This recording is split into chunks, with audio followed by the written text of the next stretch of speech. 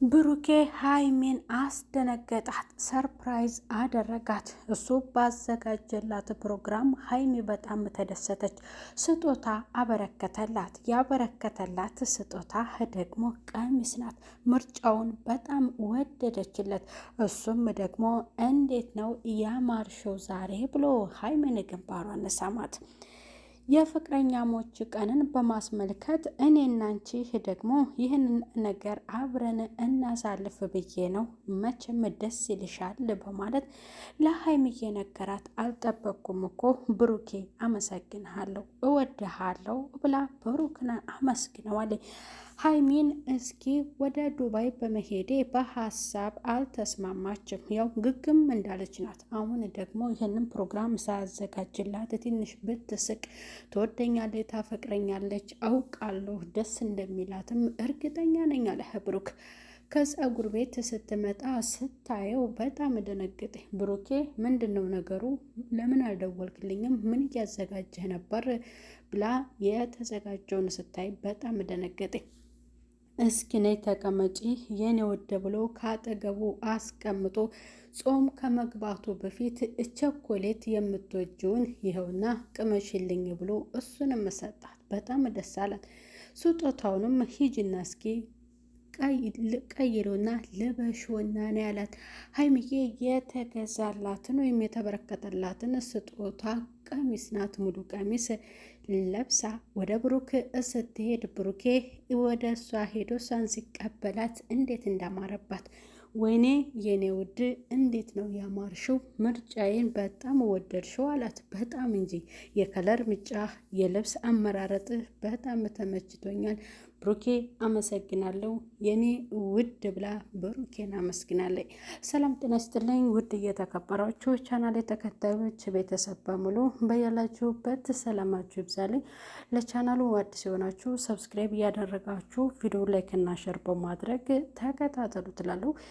ሀይሚና ብሩክ በዛሬው ክፍል ፈታ ዘና ብለው በጣም ደስ የሚል ፕሮግራም ነው ያሳለፉት። የፍቅረኛሞችን ቀን በማስመልከት ብሩኬ እኔና ሀይሚስ ፍቅረኛ አሞች አይደለንም ወይ? አስረግዝሃል ተብዬ በዛ ነፍሰ ጡሯ በሌላ እየተጨቀጨኩኝ እኔ ትክክለኛ ፍቅረኛ ሀይሚ ናትና ይህንን ነገር ደግሞ ተመልካች የሚያውቃልና ከእነሱም አስተያየትም ስለመጣ እነሱም ስለሚያውቁ እኔና አንቺ እያከበርን ደግሞ ይህንን ፕሮግራም ምን ችግር አለ ብናሳውቅ ብሎ ለሀይሚ ነግሯታል። ሀይሚ በጣም ደንግጣለች።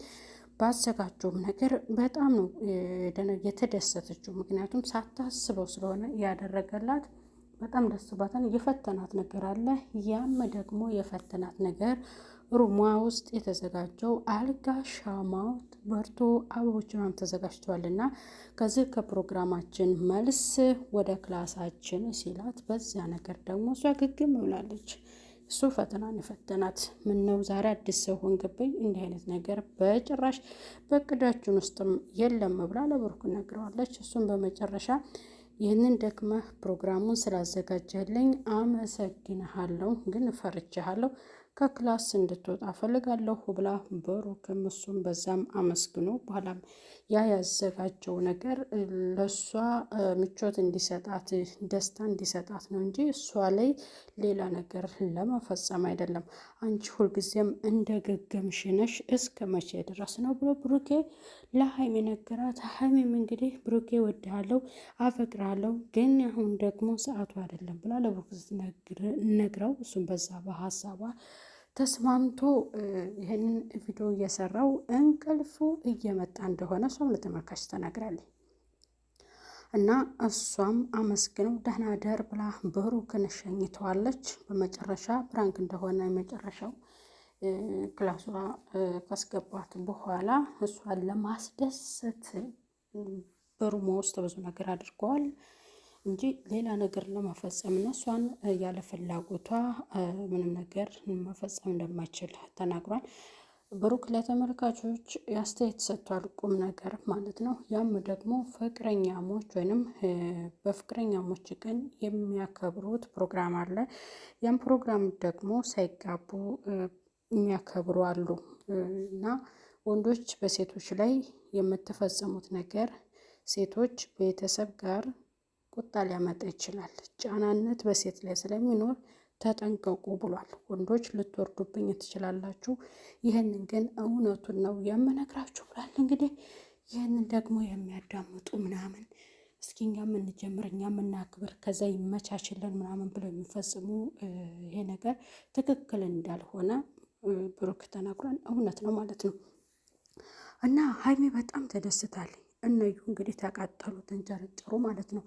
እዩም ያው ነፍሰ ጡር ሆና ሲያስደስታት እንኳን እንደዚህ አበባ ሊጎዘጉዝ እንደዚህ ስጦታ ሊሰጣት ወደ ቤተሰብ ጋር ወደ ሀገሬ ሊሄድ ነው ስትለው በጥሩ ሁኔታ ሂጂ ኑሮዬንና በቃ የኔን ህይወቴን እየበጠበጥሽብኝ ነው፣ በእኔና በሀይሚ መካከል ያለውን ክፍተት እንዲፈጠር ያደረግሽው አንቺ ስለሆነሽ ከህይወቴ ውልቅ ብለሽ እንድትሄጂልኝ ብሎ ነው ያላት እንጂ ምንም ነገር ያላት የለም።